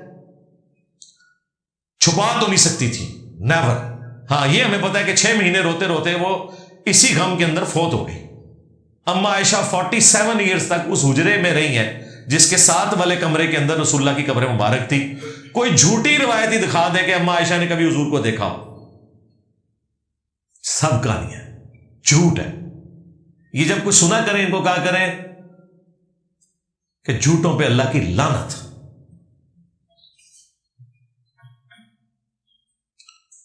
کیا صحابہ کرام صحابیت اور خلافت کا انکار کرنے والا کافر ہو سکتا ہے؟ اگر تو کسی صحابی کو مسلمان سمجھتے ہوئے کافر کہے، یا آج بھی کسی مسلمان کو مسلمان سمجھتے ہوئے کافر کہے تو کافر ہو جائے گا. اور اگر اس کو کوئی مغالطہ لگ گیا، جس طرح حضرت عمر کو لگا، انہوں نے بدری صحابی کو منافق کہہ دیا تھا، بخاری مسلم میں آئے، تو اس پہ امام بخاری نے باب باندھا ہے کہ اگر کوئی تعویل کی غلطی کی وجہ سے کسی کو کافر یا منافق کہے تو فتویٰ نہیں لوٹے گا. اس کے لیے آپ میری تفصیلی ویڈیو دیکھ لیں، شرک والے امام کے پیچھے نماز پڑھنا. اس میں نے اس ٹاپک کو بھی ایڈریس کیا، کئی ایک ویڈیوز میں کیا. مخالفین کا آپ پہ اعتراض ہے کہ آپ نے ایک فرقہ لانچ کیا ہے جس کا نام علمی کتابی. وہ کہتے ہیں کوئی فرق نہیں ہوتا، آپ کے اسٹوڈنٹ خود کو صرف مسلم کروانا پسند کرتے ہیں. علمی کتابی کے نام کے اعتبار سے موقع، میں نے تو کئی بار کہا کہ علمی کتابی کوئی فرقے کا نام نہیں ہے، بس مسلم کے، وہ تو جب علمی کتابی، وہ تو اہل سنت بھی ہمارے ویب سائٹ پہ لکھا ہوا ہے، تو اس سے مراد ایک منہج کی بات ہوتی ہے، اور منہج کے طور پہ اگر کوئی اپنے آپ کو اہل سنت کہتا ہے، اصحاب الحدیث کہتا ہے، ہمیں کوئی نہیں ہے، فرقے کے طور پر نہ کہ، اور مسلم ہی کہنا چاہیے۔ باقی جو لوگوں کا کہنا ہے تو ان کو فوراً پوچھا کریں کہ جی دیوبند فرقے کا بانی تو فلاں ہے اور اس کی فلاں کتاب ہے جس میں باقی سب کو انہوں نے دوسکی فرقہ لکھا ہے المحند میں، اور اہل بریلویوں نے اہل حدیث کو سب کو مرتد لکھا ہے احکام شریعت میں اور حسام الرحمین میں۔ انجینئر صاحب کی وہ کتاب کدھر ہے جس کے اندر انہوں نے ان کو کافر لکھا ہے؟ وہ تو کہتے ہیں چندہ ان کو دو، انجینئر صاحب کی وہ چندہ بک دکھائیں، کوئی مدرسہ دکھائیں، کوئی مسجد دکھائیں، کوئی ایک گندگی جو ان کی بزرگوں کی ہے جس کے ایسے فرقے بنے ہوئے ہیں وہ میرے اندر ثابت کرتے ہیں۔ ہاں جی، ایتھو ثابت ہوتا ہے۔ تو آپ نے جان بوجھ کے اپنے کتے کو حلال کرنے کے لیے ہماری معصوم سی بکری کو آپ نے حرام کہنا ہے، تو یہ بکری نہیں ہے بھائی، شیر ہے۔ ہاں، کیا گندم اور چاول 6 ماہ کے ادھار پر دے سکتے ہیں؟ مثلا موجودہ رقم، ہاں کموڈٹی انوالو ہو تو آپ دے سکتے ہیں، قیمت میں فرق بھی ہو سکتا ہے، یہ قسطوں کے کاروبار اسی کی بنیاد پہ، پیسے کے بدلے پیسہ نہیں ہو سکتا۔ کیا سفر میں پورے دن کی نمازیں جمع ہو سکتی ہیں؟ پورے دن کی تو نہیں ہوگی، ظہر اثر کٹھی پڑھنی ہے اور مغرب اور عشاء۔ اتنا لمبا کون سا بھائی سفر ہے؟ اتنا ٹائم آپ کو مل جاتا ہے، ٹھیک ہے، اتنا کوئی لمبا سفر نہیں ہوتا جس میں آپ 6 گھنٹے میں آپ کو 10 منٹ نہ نکلیں۔ اس طرح کا کوئی لاکھوں میں کوئی ایک بندہ سفر کرتا ہے جہاز کے اندر، وہ بھی وہاں پہ نماز پڑھ سکتا ہے۔ جہاز میں تو مسئلہ ہی کو نہیں نماز پڑھنے کا، راہ باقی پبلک ٹرانسپورٹ میں وہ بھی بیچ میں اتنی دیر تو مسلسل نہیں چلتی، کہیں نہ کہیں رکتی ہے۔ تو آپ، اور اگر زیادہ مسئلہ ہو تو آپ سواری پہ بیٹھے بیٹھے نماز پڑھ سکتے ہیں اگر سواری رک نہیں رہی۔ کیا پیروں کی کرامت کسی حد تک ٹھیک ہوتی ہے؟ اصلی پیر کی؟ جی دیکھیں نا، میری کرامت ہے اللہ کی وجہ سے، ادھر اکیلا بیٹھ کے سارے زندہ مردہ بابے مار چھڑے نے، اس تو بڑی بڑی کرامت ہے، بالکل ہوتی ہے جی، ثابت ہے کرامت۔ یہ تخت دیکھیں، میں سرگودا سے پلک جھپک کے یہاں لے آیا تھا، دلیل نہیں ہے منگنی، ہاں دلیل صرف وہ قرآن والے تخت دی ہے، ہاں نہ تواڈے بابے کی دلیل ہے نہ میری ہے، ہاں تو اگر کہتے کر کے دکھاؤ پھر سرکار تسی بھی کر کے دکھاؤ۔ سیدہ ماریہ کیا نبی الاسلام کی بیوی تھی یا لونڈی تھی؟ بہرحال اس میں اختلاف ہے، لونڈی بھی ہوں تو کوئی مسئلہ نہیں، اس میں قرآن میں اجازت تھی اس وقت۔ کیا جنت میں جانے کے لیے مسلمان ہونا ضروری ہے؟ ہاں جی، مسلمان ہونا ضروری ہے، اور جو کافر ہیں ان میں سے بھی ایسے لوگ جو خدا کے ماننے والے ہیں اور ان کو اسلام کا صحیح تعارف نہیں ہوا، یا اہل فطرت ہیں ان تک اسلام کی دعوت نہیں پہنچی، تو وہ بھی جنت میں جائیں گے انشاءاللہ۔ تو اس کے لیے آپ میری یوٹیوب پہ ایک ویڈیو ہے، کیا نان مسلم بھی جنت میں جائیں گے، میں نے تفصیل سے گفتگو کی۔ وجہ تخلیق انسان کیا ہے؟ اللہ کی شناخت، یہ ہے انسانیت کا مقصد، اور پیغمبروں کا اور قرآن کا باقی کتابوں کا آنے کا مقصد کیا ہے کہ انسان کو مرنے سے پہلے تعارف کروایا جائے اس خدا کا، اور یہ تمام چیزیں انسان کی ہدایت کے لیے تاکہ انسان قیامت کے دن اللہ تعالیٰ کی بارگاہ میں سرخرو ہو سکے۔ سائنس نے ترقی اتنی دیر سے کیوں کی؟ انبیاء کے دور میں اتنی ترقی کیوں نہیں ہوئی؟ ظاہر ہے کہ اللہ تعالیٰ کی ایک حکمت تھی اور انسان نے وقت کے ساتھ چیزوں کو لرن کیا، اس کی وجہ تو نہیں بتائی جا سکتے۔ میں تو سمجھتا ہوں ابھی بھی بہت جلدی ہوگی یہ ترقی، ہم تو بڑی سکون کی زندگی گزار رہے ہیں بھائی۔ آپ ایک لمحے کے لیے سائنس کو اپنی زندگی سے نکال دیں تو آپ کو اپنی زندگی سے نفرت ہو جائے گی، صرف وائی فائی آپ کا بند ہو جائے، اجمیر شریف والوں کا جو بنایا ہوا ہے، اور بغداد شریف کی یوٹیوب اگر بند ہو جائے، دیوبند شریف کی اگر یوٹیوب بلاک کر دی جائے، بریلی شریف کا فیس بک ختم کر دیا جائے، تو پاک پتن شریف والوں نے جو واٹس ایپ آپ کو دیا ہے، اسرائیل نہ بائی کاٹ کرو، واٹس ایپ تو سارے یوز کر رہے ہو، اسرائیل نہ بائی کاٹ کرو، نسو تو جھوٹے ہو، جس داڑے اپنا موبائل پنو گے واٹس ایپ ختم کرو گے اس داڑے تھوڑا بائی کاٹ صحیح ہوئے گا، یا ساڑی لی گل منو، بائی کاٹ نہیں ہو سکتا اس طرح۔ اللہ پر پختہ یقین علمی دلائل کے ساتھ کیسے کریں؟ اس کے لیے میری ویڈیو دیکھیں، فرام کریشن ٹو کریٹر، کائنات سے خالق کائنات کا سفر، انگلش سب ٹائٹل کے ساتھ، ایک ویڈیو ہی کافی ہے. ہدایہ وکٹری چینل ہے ایک، اس پہ ساری میری سائنٹیفک فیکٹس کے اوپر ویڈیوز ہیں، قرآن کی آیات اور ایفیکٹس کی روشنی میں. آپ صلی اللہ علیہ وسلم کے والدین کے بارے میں ہمارا کیا عقیدہ ہے؟ اہل فطرت میں سے ہیں وہ. اہل فطرت وہ لوگ ہیں جن تک پیغمبروں کی دعوت نہیں پہنچی، جنتی ہیں. ہم انہیں رضی اللہ عنہ کہتے ہیں، علیہ السلام کہتے ہیں.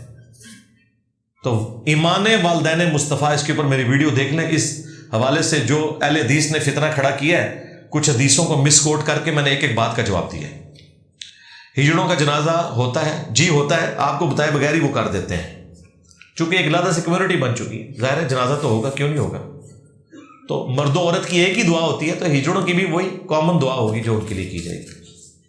یہ تو طارق جمیل صاحب نے تھوڑی جرت کی ہے، ان کی کمیونٹی میں بات پہنچی، تبلیغی جماعت والوں نے بہت محنت کی، ادروائز تو یہ ایک نگلیکٹڈ طبقہ تھا. اب تو ماشاءاللہ سینکڑوں نہیں ہزاروں اس فیلڈ کے لوگ ہمارے پلیٹ فارم سے جڑے ہیں، میرے پاس وقتاً فوقتاً آتے بھی رہتے ہیں. تو اب تو یوٹیوب کی برکت سے دیکھیں کتنی محنت کی تبلیغی جماعت نے، دروازے کھٹکھٹا کے. ہمیں دروازہ کھٹکھٹانے کی بھی ضرورت نہیں ہے. ہاں، ہم ڈائریکٹ ان کے بیڈ روم میں ان کے موبائل کے اندر پہنچ جاتے ہیں، خواہ وہ برا ہی مان جائیں اس بات کا. یہ ہے ٹیکنالوجی کی طاقت. جو لوگ پورٹل زمین اور آسمان میں موجود دروازوں کا بتاتے ہیں اور اپنی بات کی دلیل میں قرآن و سنت پہ، آپ کا کیا موقف ہے؟ میرا موقف یہ ہے کہ انہیں کے پاس بیٹھے اور پورٹلز کے کھلنے کا انتظار کریں. آپ اس وقت تک ہمیں اپنا دین کا کام کرنے دیں. ایسے بھائیوں کو کیسے راغب کیا جائے جن سے ہم بے حد محبت کرتے ہیں؟ اس کے لیے میں نے بتایا ہوا ہے کہ سب سے پہلے تو ہمارے ساتھ تصویر کھنچوائیں، اپنے فیس بک پہ لگائیں، کچھ گالیاں کھائیں. پھر جو گالیاں والے لوگ ہیں انہیں کہ سوری جی غلطی ہو گئی ہے، منو نہیں سی پتا، اینو کے مسئلہ ہے، کچھ نہ کچھ تو بولیں گے. زیادہ تر لوگ کہ قادیانی ہے، انہیں کہ اچھا ہو توبہ توبہ. تو اے ذرا ویڈیو بھیجو جہد انہیں اپنے آپ کو قادیانی کیا ہے. جب وہ بھیجیں تو میں نے جو قادیانیوں کے خلاف ویڈیو ریکارڈ کروائی ہوئی ہے بے شمار، ان میں سے ایک ٹاپ آف لسٹ جو ویڈیو ہے قادیانیوں کو مسلمان بنانے والا کلپ، وہ آپ ان کو بھیجیں. انہیں کہ یہ تو بات ہی کچھ اور ہو رہی ہے، اور اس کے بعد قیامت تک ان کا جواب نہ آئے تو انہیں کہ یار اس طرح نہ کرو، توبہ تو کرو نا، تم نے ایک مسلمان کو قادیانی کہا ہے. جب وہ توبہ کر لیں تو آپ سمجھ لیں کہ یہاں پہ آپ اپنا بیج بو سکتے ہیں. اور اگر توبہ نہ کریں اور ضد پہ اڑ جائیں تو سمجھیں یہ وہ لوگ ہیں جن کو نبی کے لیے بھی حکم تھا وَإِذَا خَاطَبَهُمُ الْجَاهِلُونَ قَالُوا سَلَامًا. سمپل، کوئی مشکل نہیں ہے. وہ سیکھنے کے لیے نہیں، پھر وہ الزام کے لیے بیٹھے. پھر ان سے اگلی بات آپ نے کرنی ہے کہ جو لوگ ختم نبوت پہ چندے کھا رہے ہیں، دیوبند اور بریلوی، ان کی کوئی علمی ویڈیو ہے جس میں انہوں نے قادیانیوں کے سوالات کے جوابات دیے ہوں؟ ابھی یہ جو دو گلے پھاڑنے والے مولوی ہیں نا، کتے کی کروائی ہے انہوں نے قادیانیوں سے. وہ ویڈیو بھی اپلوڈ ہوئی ہے، وہ دیکھیے آپ لوگوں سے کتنے لوگوں نے دیکھی ہے. وہ چڑھی ہوئی ہے. میں نے اس کو بھی موضوع اس لیے نہیں بنایا کہ میں نے کہا یار یہ پھر کہیں گے پرسنل ہو گیا. آج کل وہ کرنا چھوڑے ہوئے تو ٹھیک ہے، سکون سے بیٹھے رہیں. مجھے کہ تفسیر یوٹیوب پہ موجود ہے. تو کتے کس لیے کراتے ہیں؟ نہ انہیں قرآن کا پتہ نہ حدیث کا. اور جو بندہ معاذ اللہ کو معاذ اللہ پڑھے، اور یہ بندہ سعودی عرب سے پڑھ کے آیا ہوا ہے، یہ حالت ہے. علامات کبریٰ قیامت کی، صحیح بخاری مسلم کے مطابق قیامت کی علامات کبریٰ میں سے 10 ترتیب وار ہیں. جی 10 ہیں بالکل. مسلم شریف کے اندر تفصیلی حدیث موجود ہے. تو پھر اس میں سے آگے امام مہدی جو ہیں وہ اعلیٰ حضرت نے بتایا 1837 ہجری میں آئیں گے. جی آج چل رہا ہے 1415. جی کس میں؟ ان 10 علامات میں ذکر نہیں ہے، وہ الگ سے حدیث ہے. نہیں میری ویڈیو ریکارڈ ہے. نہیں اس طرح بات کرنے کی اجازت نہیں. چھوڑ دیں انکل جی. میں نے پہلے بتایا تھا جب کوئی سوال وغیرہ آئے گا تو ایسی لہر نہیں آپ کے جسم کے اندر آنی چاہیے کہ آپ کھڑے ہو کے اس طرح نہیں ہو. پتہ کیا مالک کے نہیں ہو میں نا وہ کر رہے ہیں، ورنہ ہر بندہ یہاں پہ اٹھنا شروع کر دے گا تو پھر ظاہر بدمزگی بن جائے گی. آپ سینئر بندے ہیں، مجھے مسئلہ کوئی نہیں ہے، اور یہ بھی میں آپ لوگوں کو بتا دوں. تیسری مرتبہ کر رہے ہیں. اچھا ایک منٹ، اور ٹھیک ہے یار چھوڑو وڈے خیال. مجھے مسئلہ کوئی نہیں، میں کتنا عرصہ یہاں بیٹھ کے 1 to 1 بات بھی کرتا تھا. اس کے بعد پھر اتنا مسئلہ ہو گیا کہ لوگ پرچیاں نہیں بیچتے تھے، سارے بات کے لیے بیٹھے ہوتے تھے. 3 گھنٹے میرے لگ جاتے تھے. تو میری مجبوری آپ سمجھے، میں اس طرح کر نہیں سکتا. تو اس لیے پرچیاں لکھ کے دیں، ہم نے اوپن رکھا ہوا ہے، جو پرچی آپ کی پرچی پڑھ کے میں اپنا موقف رکھوں گا، وہ آپ کا رائٹ ہے، ٹھیک ہے۔ امام مہدی کا پوچھا، میں نے امام مہدی کے اوپر پوری ویڈیو ریکارڈ کرائی ہے، اس میں سنی شیعہ دونوں کا موقف بتایا، ایک بندے کے اوپر متفق ہیں، وہ امام مہدی ہیں، شروع میں وہ اسلامی نظام قائم کریں گے اور اس کی لیڈرشپ حضرت عیسیٰ ابن مریم سنبھالیں گے، کیونکہ عیسیٰ ابن مریم کا جن حدیثوں میں ذکر ہے نا بخاری مسلم میں کہ وہ قیامت کی نشانی ہے، عیسیٰ ابن مریم کا نازل ہونا، 5ویں نشانی اس میں وہ ہے، وَنُزُولِ عِیسیٰ ابْنَ مَرْیَمَ صلی اللہ علیہ وآلہ وسلم، صلی اللہ علیہ وآلہ وسلم نبی اسلام نے حضرت عیسیٰ کے لیے استعمال کیا مسلم شریف میں۔ تو عیسیٰ ابن مریم کے بارے میں جو حدیثیں ہیں بخاری مسلم میں، اس میں موجود ہے کہ جب وہ دمشق میں اتریں گے تو اقامت نماز کی ہو چکی ہوگی اور مسلمانوں کا امیر انہیں کہے گا آپ نماز پڑھائیں، تو وہ کہیں گے کہ نہیں، آج میں تمہارے پیچھے نماز پڑھوں گا، یہ فضیلت اس امت کی ہے کہ ان میں سے بعض کا امام ہوتا ہے۔ تو وہ امیر مسلمانوں کا کون سا ہوگا؟ جن کے پیچھے عیسیٰ ابن مریم نماز پڑھ رہے ہوں گے، مسلمانوں کا امیر۔ تو جہاں پہ یہ آیا ہے وہاں پہ ان حدیثوں میں اس امیر کا ذکر بھی موجود ہے۔ وہ امیر کون ہے؟ وہ ابو داؤد میں مسند احمد میں حدیث ہے، قیامت اس وقت تک قائم نہیں ہوگی جب تک کہ میری بیٹی فاطمہ کی اولاد میں سے میرے نام پہ ایک شخص نہ پیدا ہو جائے جو پوری دنیا کو انصاف سے بھر دے گا، محمد بن عبداللہ المہدی۔ اب سنی اور شیعہ کا یہ اختلاف ہے، سنی کہتے ہیں کہ وہ امام حسن عسکری کے بیٹے تھے جو غیابت میں چلے گئے، جو شیعہ کا موقف ہے۔ اہل سنت کا موقف ہے کہ وہ قرب قیامت میں ہاشمیوں میں ہی آل فاطمہ میں پیدا ہوں گے، لیکن اس کے بعد والا جو ورژن ہے وہ سیم ہے کہ وہ دنیا کو انصاف سے بھریں گے۔ اختلاف صرف اس مسئلے کے اوپر ہے، تو اس اختلاف سے کوئی فرق نہیں پڑتا، چاہے وہ غیابت میں ہو چاہے پیدا ہونے والے ہیں، اس سے اینڈ رزلٹ پہ کوئی فرق نہیں پڑتا۔ ہمیں اینڈ رزلٹ پہ آنا چاہیے کہ ایک شخصیت کے اوپر لوگ متفق ہیں، اور یقیناً وہ ایسی شخصیت ہوں گی کہ سنی شیعہ کی تفریق سے بھی وہ بالا تر ہوں گے۔ تو ان کا ذکر بھی موجود ہے بخاری مسلم کے اندر۔ عیسیٰ ابن مریم نے جس امیر وقت کے پیچھے نماز پڑھنی ہے نا، وہ اس میں شامل ہے۔ لہٰذا نبی علیہ السلام نے اگر اسپیسیفکلی اس حدیث میں 10 نشانیوں میں اس بندے کا ذکر نہیں کیا نا، تو اس میں جو 5ویں نشانی کا آپ نے ذکر کیا ہے، اس 5ویں نشانی کے اوپر جو بخاری مسلم میں تفصیلی حدیثیں ہیں دجال کی، یاجوج ماجوج کی، اس میں باقاعدہ اس بندے کا ذکر موجود ہے کہ جس کے پیچھے وہ نماز پڑھیں گے، ٹھیک ہے۔ تو یہ جو ہے وہ A=B and B=C، تو الٹیمیٹلی A=C، یہ میتھمیٹیکل فارمولا ہے۔ وہ تو نماز کا طریقہ بھی آپ کو کسی ایک حدیث میں نہیں ملے گا، وہ جوڑ کے حدیثوں سے ملتا ہے۔ ایون حج کے مسائل بھی قرآن میں سکیٹرڈ فارم میں ہیں، ساری جگہ سے جوڑ کے ملتے ہیں، ہمارے عقیدے بھی پھیلے ہوئے ہیں قرآن میں، سب کو ٹوٹیلٹی میں جمع کر کے ایک رزلٹ تک پہنچتے ہیں۔ تو امام مہدی کے اوپر میری تفصیلی ویڈیو ہے، جب ایک بنو امیہ کے بندر نے ان کو گالیاں دی تھیں تو میری وہ تفصیلی ویڈیو آئی تھی، امام محمد مہدی علیہ السلام سے متعلق 12 صحیح الاسناد احادیث۔ اگر اللہ کے علاوہ کسی کو پکارنا شرک ہے، نہیں، اللہ کے علاوہ کسی کو پکارنا شرک نہیں ہے، یہ آپ کو کس نے کہا؟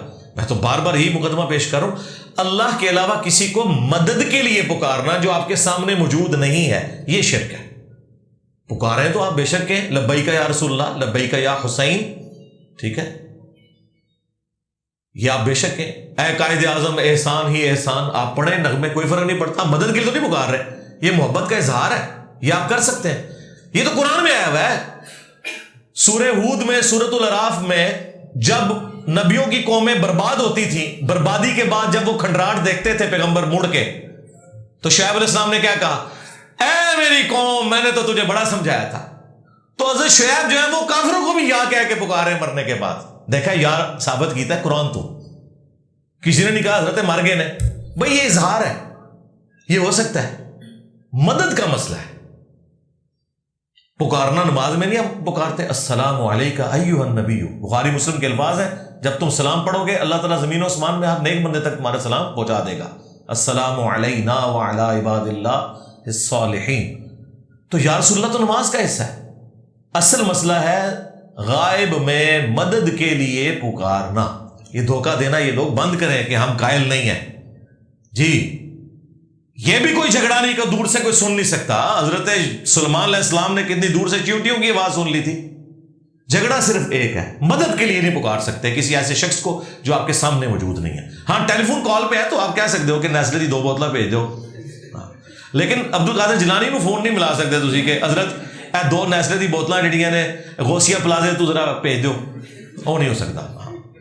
جیلم اکیڈمی تو آ سکتی ہے، ادو نہیں آ سکتی ہیں، کیونکہ وہ اب کمیونیکیشن ختم ہو چکی ہے۔ تو اس فرق کو سمجھیں، توحید سے متعلق 10 دھوکے یا میری ویڈیو دیکھ لیں.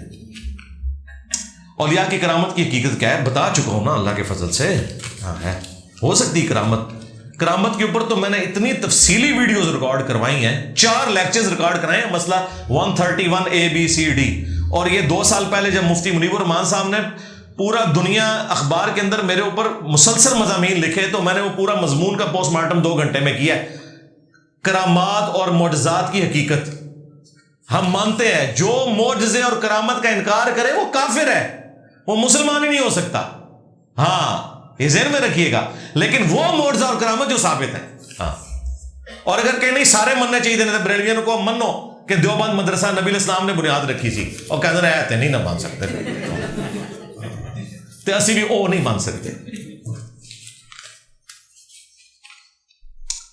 فقر کیا ہے, اس کا حصول کیسے ممکن ہو؟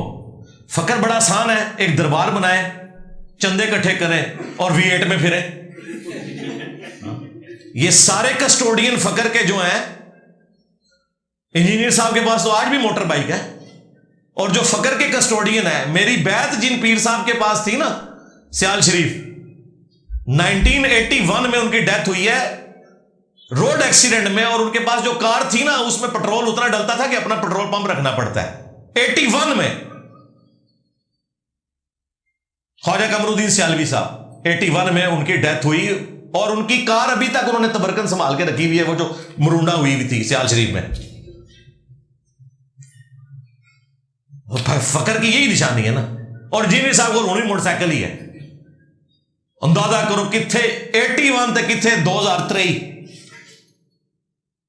اس ٹائم تے مطلب ہے ہوندے تو انہوں کو بوئنگ جہاز ہوتا. ڈاکٹر اسرار صاحب 1970 میں ان کے پاس ٹوئٹا, 1970 میں. تو بات یہ ہے نا کہ جو لوگ اس لائن پہ تھے یا نہیں تھے, فیسلٹیز تو سب نے ویل کی ہیں. ہاں سادگی ہو سکتی کسی کے اندر. تو فقر تو یہ میں نے آپ کو تفنن کے طور پہ بات کی. ایک فقر وہ ہے جو ہمارے نبی نے اختیار کیا ہے. بخاری مسلم حدیث ہے, اے اللہ محمد اور آل محمد کو بس اتنا ہی رزق دینا, ان کی روح اور جسم کا رشتہ برقرار ہے. گیون سرکمسٹانسز میں حلال اور حرام کی تمیز کرتے ہوئے آپ ایسی زندگی گزاریں جس میں آپ حلال اور حرام کی تمیز کر سکیں اور بس اپنا ایک گزارا کر لیں اس زندگی کے مطابق. میں یہ نہیں کہتا کہ آپ کے پاس موٹر سائیکل بھی نہ ہو, انٹرنیٹ بھی نہ ہو اور آپ کے گھر میں فریج بھی نہیں ہونی چاہیے. یہ نہیں, یہ کوئی فقر والا معاملہ نہیں. آج کا فقر ظاہر ہے وہ اگلے زمانوں کے فقر سے تو تھوڑا لیول بلند ہی ہوگا. اصل چیز ہے زہد آپ نے اختیار کرنا ہے. حلال کی چیز استعمال کریں, اس میں کوئی حرج نہیں ہے, لیکن لوگوں کے چندوں پہ نہیں, اپنی محنت سے. شریعت, طریقت, معرفت اور حقیقت کیا ہے, اس کا آپس میں کیا ربط ہے, یہ سب کچھ قرآن و سنت کی پیروی کا نام ہے. اگر کوئی سمجھتا ہے کہ شریعت وہ ہے جو قرآن و سنت میں آئی اور طریقت وہ ہے جو بابے سکھاتے ہیں, بابوں کو تو کلمہ ہی نہیں آتا, بابوں کو تو صبح شام کے اذکار نہیں آتے. میں نے کئی بار یہ دعویٰ کیا تھا کہ دنیا کا کوئی پیر زندہ مردہ مجھے صبح شام کے 27 اذکار ترجمے کے ساتھ سنا دے جو میں نے بلو کارڈ پہ لکھے ہوئے, اور میرے اس دعوے کے بعد نہ اس نے کوئی رٹا مارا ہو پہلے کا. میرے پاس کئی لوگ آئے ہیں, میں نے جب کہا نہیں ہے تو نہیں انہوں نے آتے. اور جو فرض نماز کے بعد کے 17 اذکار ہیں وہ اللہ سے. تو جو لوگ قرآن و سنت کی تعلیمات جن کی یار نماز ہی سنت کے مطابق نہیں, رفع الیدین کرنے کو وہ مکھیاں مارنا کہیں, اور خود عبد القادر جیلانی رفع الیدین سے نماز پڑھیں اور ان کے نام کی وہ 11ویں کھائیں, جن کے پیر کی نماز ہی غلط ہو, یعنی عبد القادر جیلانی کی ان کے نزدیک غلط ہوئی نا, رفع الیدین جو کرتے تھے, حالانکہ ان کی غلط ہے. جن کے پیر کی نماز غلط ہو وہ کہاں سے طریقت پہ چل رہے ہیں؟ تو اگر ان کی نماز ٹھیک ہے پھر تو ہڈی غلط ہے. کیا رفع الیدین منسوخ ہو چکا ہے؟ نہیں جی, کوئی نہیں منسوخ ہوا. قادیانی برل رفع الیدین نہیں کرتے, اور قادیانیوں کے بڑے بھائی جو ہے نا بریلوی دیوبندی وہ بھی نہیں کرتے. ہاں اجی قادیانی شیعہ میں سے نہیں نکلے ہوئے, حنفیوں میں سے نکلے ہیں. آج بھی جو ان کا وہ بڑا خلیفہ ہے نا وہ کہتا ہے ہم حنفی ہیں. قادیانی بغیر رفع الیدین کے حنفی طریقے پہ نماز پڑھتے ہیں. ہم تو بھائی بخاری مسلم میں جو طریقہ ہے اس کے مطابق نماز پڑھتے ہیں. ختم نبوت کا عقیدہ جو قرآن بخاری مسلم میں ہے ہم اس کو مانتے ہیں. تو جن کے بڑے بھائی ہیں انہی سے پوچھیں کہ ان کے چھوٹے بھائی کیوں نہیں کرتے. تو ہماری تو ویڈیو ریکارڈ ہے, نبی الاسلام سے ایک رکعت بھی رفع الیدین کے بغیر ثابت نہیں ہے. اور یہ بھی بات میں بتاؤں, یہ جو دعویٰ ہے نا یہ بھی ان کا غلط ہے. یہ رفع الیدین تو سارے مانتے ہیں, پہلا سارے نہیں کرتے, یعنی پہلا ٹھیک ہے, پھر اے نہ کہ اگر رفع الیدین منسوخ ہے, یہ جھوٹ ہے. نہیں وچ والا بھی کر دو عید کے موقع پہ نہیں 6 زائد تکبیروں کے وہ نہیں ہوتا سٹارٹ تے آ جاتا ہے چلو اگلی پھکی لو وطر ہی تے سینٹر ہی چاہتا ہے ہوں دسو بازی انجین صاحب اتنی نہ کرو نا 5 دفعہ پہلے بھی بندہ تھوڑے سے بھیجا ہوں چھٹا بھیجیے بھیجو 7واں بھی بھیجو جو ہندوؤں کے بت ہے کیا یہ شخصیات ایگزسٹ کرتی ہیں میں بھی جی مجھے نہیں پتا may be may not be ہمارے استاد جو ڈاکٹر اسرار صاحب تھے وہ کچھ لنک جوڑتے تھے وہ بھی یہ کہتے تھے میں وثوق سے نہیں کہتا ڈاکٹر ذاکر نائک بھی کوئی باتیں کرتے ہیں کیونکہ ان کی کتابوں میں بھی توحید تو بڑی زبردست ملتی ہے اور بالکل ننگی توحید ملتی ہے تو لگتا ہے کہ یا تو کسی پیغمبر کی تعلیمات ہیں بگڑی ہوئی ڈاکٹر اسرار صاحب تو کہتے تھے یہ ابراہیمی جو صحیفے تھے ان کی بگڑی ہوئی شکل ہے اور وہ یہ کہتے تھے یہ جو براہمن کا لفظ ہے یہ بھی ابراہیم کی بگڑی ہوئی شکل ہے میں بھی میں ناٹ بھی ہم وثوق سے نہیں کہہ سکتے یہ جی آپ کا پورا تھدا اللہ کے فضل سے میں نے ختم کر دیا ہے جو میرے ممبر پہ آنے سے پہلے میرے پاس پرچی آئی تھی ان میں سے کوئی ایک پرچی بھی ایسی نہیں جو میں نے نہ پڑھی ہو اور اس کے اوپر اپنا رسپانس نہ دیا ہو اگر کسی نے کوئی ایسی پرچی بھیجی جو میرے تک پہنچی اور میں نے نہیں پڑھی تو وہ کہہ سکتا ہے ہاتھ کھڑا کر کے کہ ہاں جی میری پرچی آپ نے نہیں پڑھی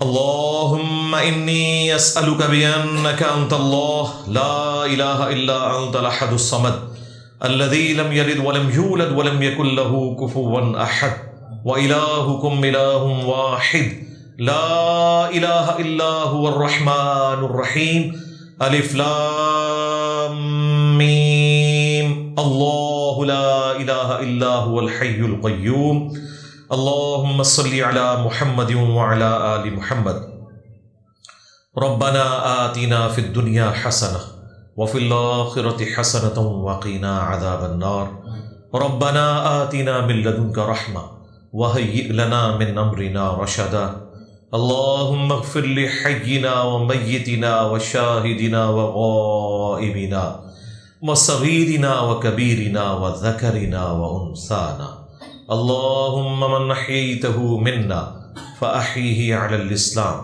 ومن توفيته منا فتوفه على الايمان اے اللہ جن جن بھلائیوں کا سوال تیرے محبوب صلی اللہ علیہ وآلہ وسلم نے تجھ سے کیا ہم تمام مسلمانوں کے حق میں ہمارے ماں باپ بھی بچوں کے حق میں خصوص بالخصوص فلسطین کشمیر چائنا انڈیا افغانستان شام عراق یمن جہاں کہیں بھی مسلمان کس پرسی کی زندگی گزار رہے ہیں تمام کے حق میں ان بھلائیوں کا سوال قبول و منظور فرما اور جن جن چیزوں کے شر سے تیرے محبوب علیہ السلام نے تیری پناہ طلب کی تمام مسلمانوں کو ان چیزوں کے شر سے اپنی پناہ عطا فرما ہمارے ملک پاکستان کی خیر فرما پورے عالم اسلام کی خیر فرما اندرونی اور بیرونی خطرات سے محفوظ فرما اے اللہ ہمیں کتاب و سنت کی تعلیمات پر عمل کر کے دوسرے بھائیوں تک پہنچانے کی توفیق عطا فرما حاضرین کے دلوں میں جو جو نیک اور جائز دعائیں ہیں قبول فرما حاضرین کے جو چھوٹے بڑے رشتہ دار فوت ہو چکے مغفرت فرما جو بیمار ہیں انہیں شفا عطا فرما یہ تمام دعائیں تمام مسلمانوں کے حق میں قبول و منظور فرما سبحان ربک رب العزت عما یصفون وسلام علی المرسلین والحمد للہ رب العالمین وصلی اللہ علی النبی الکریم وعلی آلہ واصحابہ اجمعین الی یوم الدین آمین.